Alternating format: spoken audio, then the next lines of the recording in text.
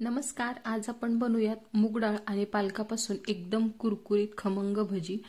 तर इथे मी अजिबात बेसन वापरलेलं नाहीये, सोडाही वापरलेला नाहीये, फक्त मूग डाळ आणि पालकापासून ही भजी बनवलेली आहेत। मस्त क्रिस्पी झालेली आहेत आणि अजिबात तेलकट झालेली नाहीयेत। आपण सोडा अजिबात वापरलेला नाहीये। वरून छान क्रिस्पी आणि आतूनही मस्त जाळीदार असे झालेले आहेत।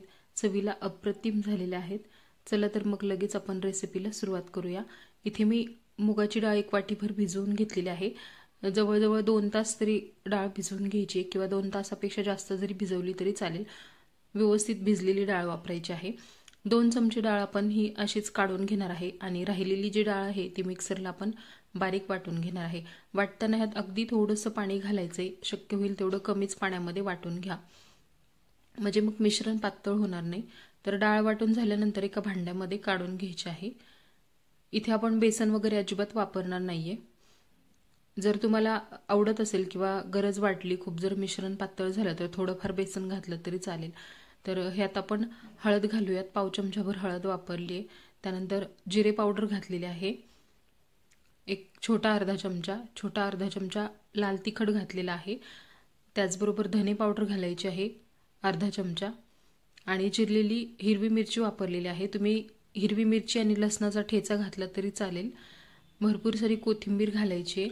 त्यासोबतच एक मीडियम साईजचा कांदा चिरून घेतलेला आहे, तो घातलाय। त्यानंतर भरपूर सारा ह्यात आपल्याला पालक घालायचा आहे। हिरवी मिरची आणि लसणाच्या ठेच्याने सुद्धा या भज्यांना खूप छान चव येते, पण इथे मी थोडंसं लाल तिखट पण वापरलं आणि चिरलेली मिरची घातलेली आहे। सोबतच मी आलं लसूण पेस्ट वापरलेली आहे इन्स्टंट। तर चवीपुरतं मीठ घालायचे मिश्रणाचा अंदाज घेऊन। त्यानंतर इथे मी थोडीशी आलं लसूण पेस्ट घातलेली अर्धा चमचा। तर रेडीमेड वापरण्याऐवजी शक्य झालं तर घरीच वाटून घाला। आता आपण जी बाजूला ठेवलेली होती डाळ ती घातलेली आहे।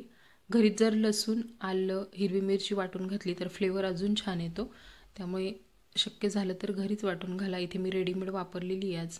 हे व्यवस्थित हाताने चांगलं मिक्स करून घ्यायचे आणि लगेच आपल्याला ही भजी तळून घ्यायची आहेत। तेल मी आधीच गरम करायला ठेवलेलं होतं। तेल गरम झाल्यानंतर ही भजी सोडायची आहेत। खूप कमी तापलेल्या तेलामध्ये सोडू नका, हे कढईमध्ये चिकटून बसतात खाली। मिश्रण जर खूप सैल वाटलं तर तुम्ही ह्यात बेसन पीठ घालू शकता किंवा मग भाज्यांचं प्रमाण थोडी जास्त घाला।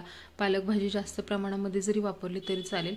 पालक भाजीऐवजी तुम्ही ह्यात मेथी सुद्धा घालू शकता आवडत असेल तर। खमंग अशी ही भजी तळून घ्यायची आहेत। मस्त क्रिस्पी होतात। ह्यात मी अजिबात सोडा वगैरे वापरलेला नाहीये। बनवायला एकदम सोपे आणि खायला खूप मस्त लागतात। नेहमी आपण बेसन पिठाची भजी बनवतो, तर अशी वेगळी कधीतरी सकाळच्या किंवा संध्याकाळच्या नाश्त्यामध्ये नक्की बनवा। मस्त क्रिस्पी होतात, खायला पण छान लागतात। यासोबत खाण्यासाठी तुम्ही पुदिन्याची चटणी बनवू शकता किंवा मग तळलेली हिरवी मिरची किंवा सॉस सोबत सुद्धा खूप मस्त लागतात। तर सगळे भजी जे आहेत ते आपल्याला असेच तळून घ्यायचे आहेत। मस्त रंग आलाय बघा आणि छान क्रिस्पी झालेले आहेत। आपण जी अख्खी डाळ वापरलेली आहे ह्यात 2 चमचे, त्याने सुद्धा टेस्ट छान येतो आणि मस्त क्रंची होती ती डाळ भज्यामध्ये, त्यामुळे चवीला छान लागतात। तर या पद्धतीने तुम्ही सुद्धा ही मूग डाळ भजी नक्की बनवा। साध्या मूग डाळीऐवजी तुम्ही सालीची मूग डाळ असते हिरवी, ती वापरली तरी चालेल। त्या डाळीची सुद्धा मस्त भजी होतात। अगदी छान आणि मस्त क्रिस्पी अशी ही भजी तयार आहेत। नक्की बनवून पहा। व्हिडिओ आवडला असेल तर लाईक करा, शेअर करा। चॅनलवर नवीन असाल तर चॅनलला सबस्क्राईब करायला विसरू नका आणि तुम्हाला ही रेसिपी कशी वाटली मला कमेंट करून नक्की सांगा। मस्त क्रिस्पी मूग डाळ भजी